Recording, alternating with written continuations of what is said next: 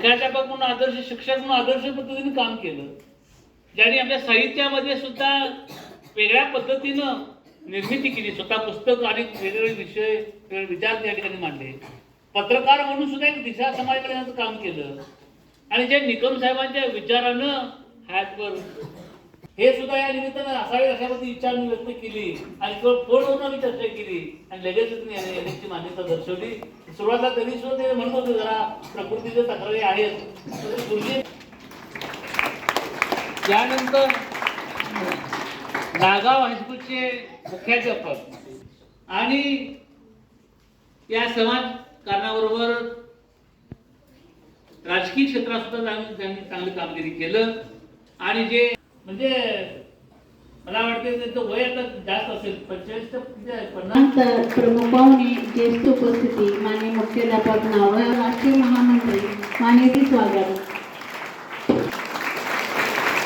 यानंतर रोहित मगदूम सर आपल्या समोर या ठिकाणी करण्यासाठी मी उभा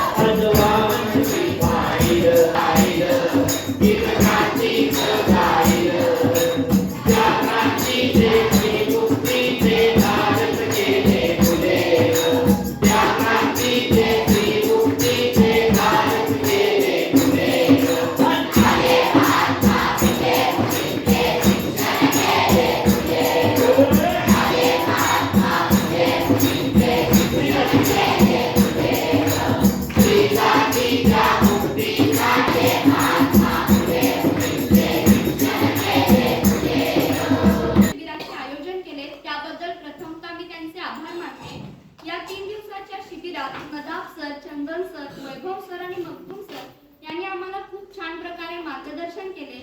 आमच्याकडून वेगवेगळ्या प्रकारचे गीत गायन, नृत्य करणे, डान्स पथक, एरोबिक्स असे विविध उपक्रम राबवून घेतले. आमचे गट करून त्यांनी वेगवेगळे विषय देऊन आम्हाला स्वतःचे मत कसे मांडावे, घोषवाक्य तयार करणे, चित्र रेखाटन असे उपक्रम राबवले. यामुळे आमच्यामध्ये आकलन करण्याची क्षमता वाढली. आम्ही नवनवीन घोषवाक्य तयार केली. माननीय श्री बाबासाहेब नदाब सर, चंदन माटुंगे सर व वैभव कोराणे सर यांच्या मार्गदर्शनाखाली शाळेमध्ये व्यक्तिमत्व विकास संस्कार शिबिर हा उपक्रम राबवला. हे शिबिर होतेच, पण ह्या शिबिरामध्ये विद्यार्थ्यांनी मोकळेपणाने कसे बोलावे यासाठी नदाब सरांनी सुरुवातीलाच मनोगतातून विद्यार्थ्यांना बसवले. त्यामुळे आम्हाला देखील या शिबिरामध्ये सहभागी व्हायला खूप आवडले. आम्ही या शिबिरामध्ये खूप मजा मस्ती केली, पण त्याचबरोबर शिस्तीचे पालन हे शिकले. नदाब सर आम्हाला समजावून आणि गेले 8वीच्या वर्गात गेल्यावर सगळी मुलं उभी राहिली आणि म्हणली एक साथ नमस्ते. साहेब म्हणले बसा मुलांनो, बसा बसा बसा. आणि मग साहेबांनी प्रश्न विचारला, मुलांनो फरक काय? असं म्हटल्याबरोबर मुलगा म्हणला, साहेब खरं सांगू? हो खरं सांग. अरे खरं सांग. मुलगा पुन्हा विचार, साहेब खरं सांगू? हे आपलं विद्यार्थी.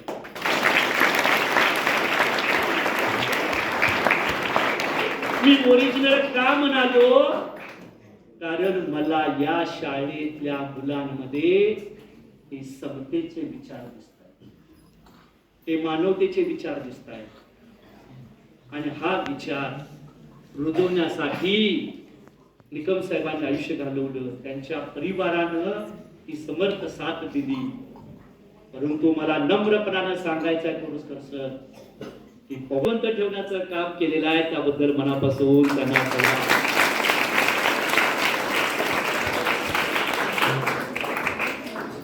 केवळ मेडकं चांगलं असून चालत नाही, तर त्याच्याबरोबरच्या बाकीच्या गोष्टी सुद्धा फार महत्वाच्या असतात. आणि म्हणून त्याचं गावे तुझे हित व्हावे, असे तुझे माझे नाते जडावे, असे तुझे माझे नाते जडावे. तुझ्या संकटाशी इथे मी लढावे, मानसा इथे मी तुझे गीत गावे.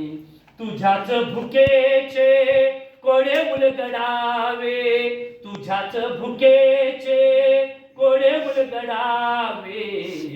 तुझे दुःख सारे गळून पडावे, तुझे दुःख सारे गळून पडावे. आणि शेवटी वामन दादा म्हणताना इथे सारे सारे नवे पेरताना, वामन परी मी तुझे हात व्हावे, वामन परी मी तुझे हात व्हावे.